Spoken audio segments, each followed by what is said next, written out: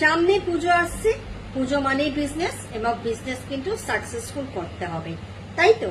তো the ultimate solution থেকে আমি তোরা চ্যাটার্জি আজকে নিয়ে এসেছি বিজনেস সাকসেস করার, বা এই পুজোর আগে বিজনেসটা যাতে সাকসেস করতে পারো তারই একটা সুইচ ওয়ার্ড।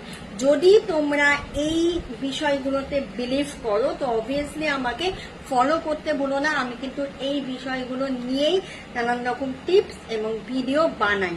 তো জেনে নিই আজকে যে সুইচ ওয়ার্ডটা, সেটা কিন্তু বিজনেস সাকসেস করার জন্য সুইচ ওয়ার্ডটা হচ্ছে রিডিকিউলাস কাউন্ট নাও।